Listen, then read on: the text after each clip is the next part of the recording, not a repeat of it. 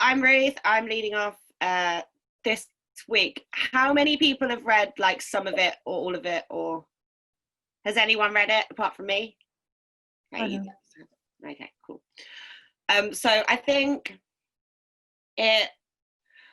it makes sense to kind of go through what the arguments are in the book, and then we can have discussions about whether we think it's right or not afterwards. I also think it makes sense to kind of divide the discussion up a little bit, because the first section discusses context for her argument, and then the second chapter is actually the chapter in the book which makes the entire critique of the family. So I suggest we do the preface in the first chapter, and then we'll have more in-depth discussion on the second chapter afterwards, because there's quite a lot in there. So it's written in 1991, and I think it's interesting to look at what's changed and whether some of her assumptions are undermined by that.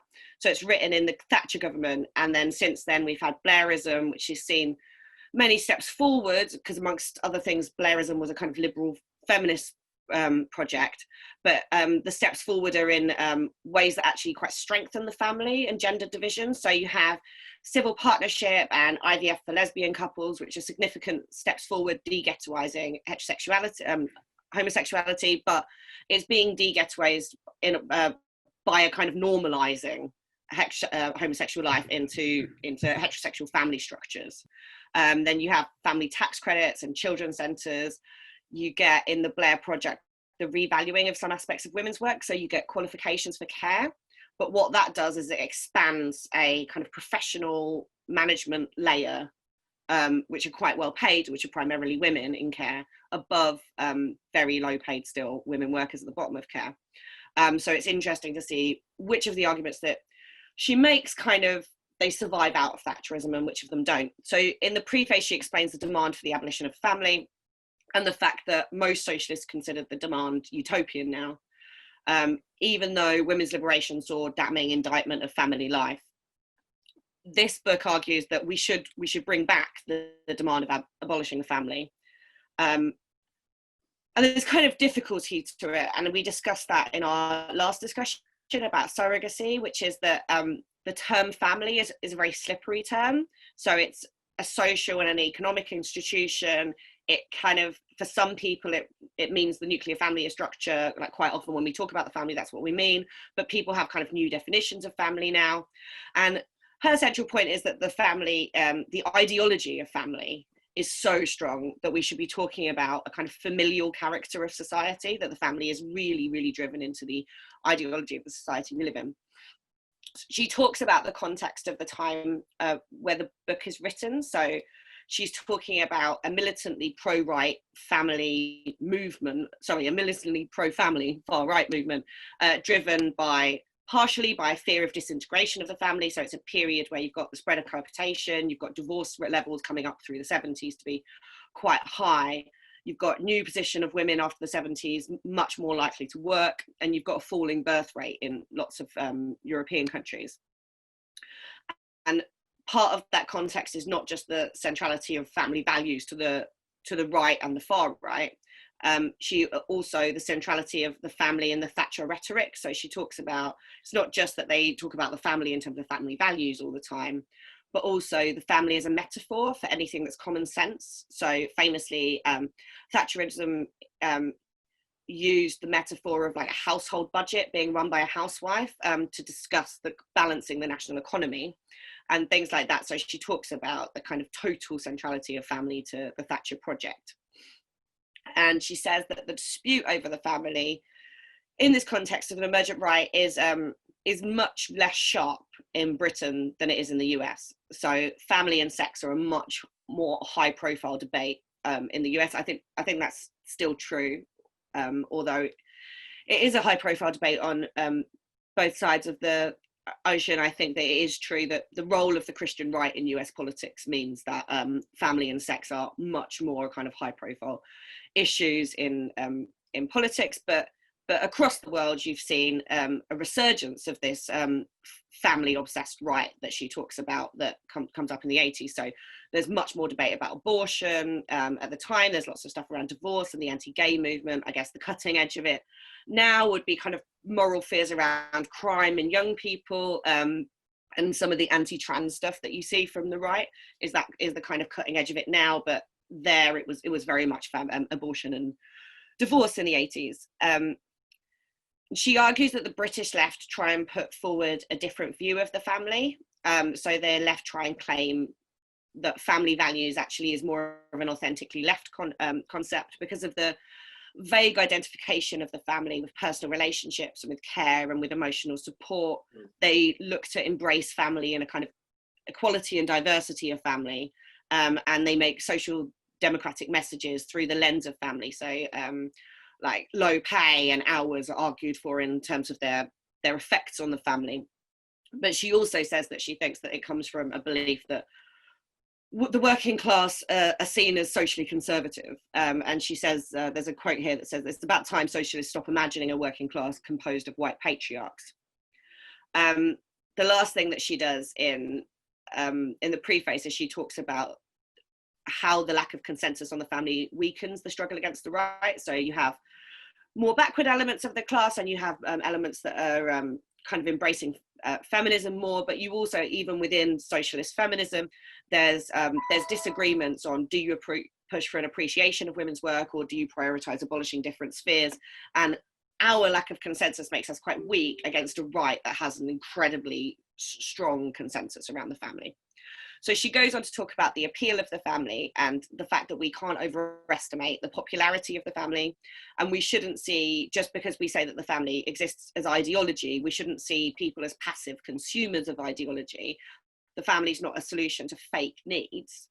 Given its material and moral privilege assigned to the family, is actually a very rational choice that people choose to live in families.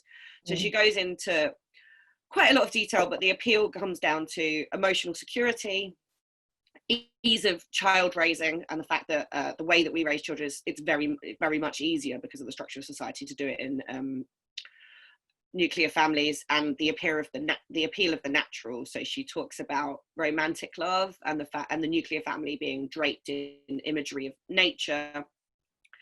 And then, of course, its appeal as part of dominant ideology. So the family is recreated in TV shows. It's the basis of fairy tales. The family is consistently invoked. So it's perfectly natural that it kind of forms part of our kind of desires and the way that we want to live. And given it's the norm of how we imagine love and security, of course, the left isn't immune to the appeal of the family in describing political and moral questions.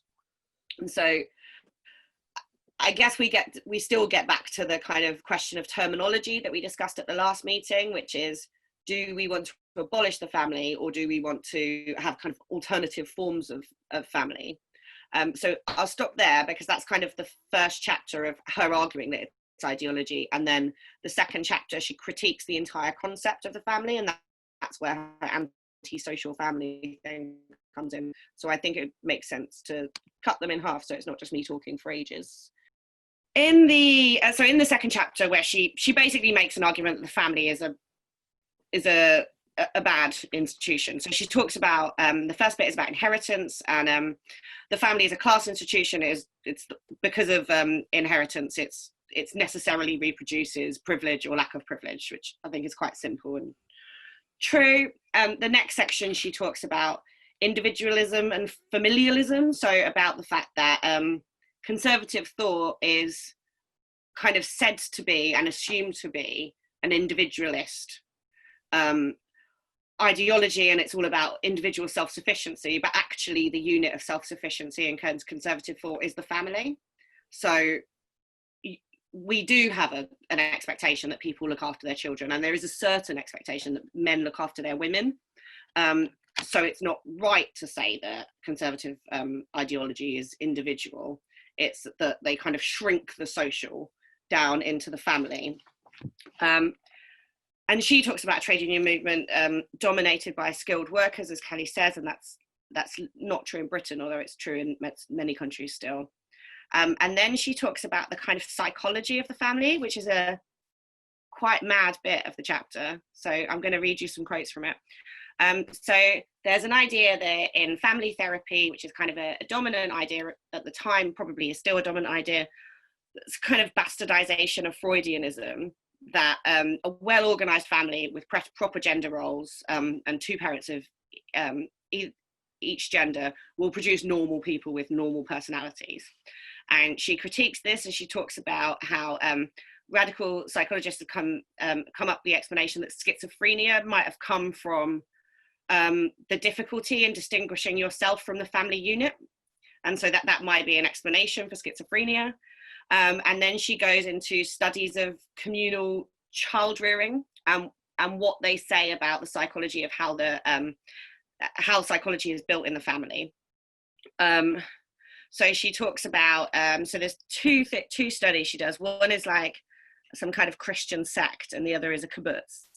And she says that these children are said to have like inadequate personalities, but actually they just have different types of personalities. So they have personalities that are much more communal, they're much more loyal to a broader section of society, and they're much more collective. And she says that it's a mistake that we've given up the early socialist idea of having kind of collective child raising, and you can actually, there's been a real resurgence in one-to-one parenting psychology. So attachment theory is very, very big now, which is about your relationship to your very young child. And actually there has been probably in the last 10 years, there's been a big boom in books about how important, particularly, I mean, it says the parent-child bond, but it pretty much means the mother-child bond is in the first years of early life. And I mean, I think that probably the stuff that she says about communal child raising is unproven, but it certainly is true that the concept that you can kind of, like, psychological health is about the health and the way that interacts with the society around you. So people raised in family units are better suited for life where it's structured around family units. People raised collectively are better suited to life that is structured collectively. That's kind of incontrovertible, really. Then she goes on to marriage. I love the section about marriage. I think it's the best bit. She talks about the idea that marriage has this kind of like idea of a mystic bond and a special duo. And she says that this falsehood of a kind of soulmates concept leads to a state of hostile dependency, which I think is the greatest description of marriage I've ever heard. And the marriage relationship forces other relationships out of people's lives. And then she talks about at the time the book is written, women can't refuse sex from a partner because spousal rape only came in 1991. She talks about men frequently not having intimate, vulnerable relationships outside of their marriage. I think that is still true, but probably it is something that's one of the things that is reducing. I think men are more likely to have friends now. And she says that because the marriage bond is so strong, basically when your marriage breaks up, you have to get another marriage because you don't have any friends left. I've just realized that Justine is married as well, so. And she says that marriage is this unwritten contract that covers loads of things that aren't said in the ceremony, and they're not written down, about sexual fidelity, sexual availability, financial support, and all of these terms are kind of socially understood, but they're never really put to you when you get married. And the conflation of your sexual relationships with your economic relationships is wrong. And then she goes on to talk about privacy as imprisonment. So that includes the privacy of the marriage relationship as a site for violence, but also a site for kind of monotonous, continuous housework. And she says it's not really what you do in housework that makes it draining. It's that it takes up all of your time and it continues again and again and again. And I think the thing that she talks about, so she says that one of the problems with housework is that all the studies show that it's kind of women put these pressures on themselves because you're raised to have unrealistic expectations about your standard of housework. And so that there is also, we have to kind of fight that within ourselves, because there's kind of an inevitability where even if you don't get married, even if you don't have children, that it's natural that and linked to femininity to be doing kind of this unending kind of drudgery. Have people seen all of the like proliferation of articles about housework in lockdown? So there's loads and loads of articles about the fact that women are doing loads of housework in lockdown, even though in often cases neither partner is going to work.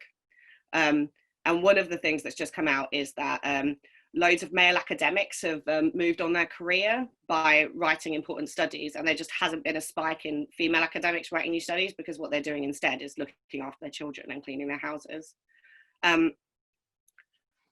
So the last couple of bits in it are about the social power of marriage and male sexuality, but maybe I'll come back on that in a second. I think that the stuff on sexuality is some of the most dated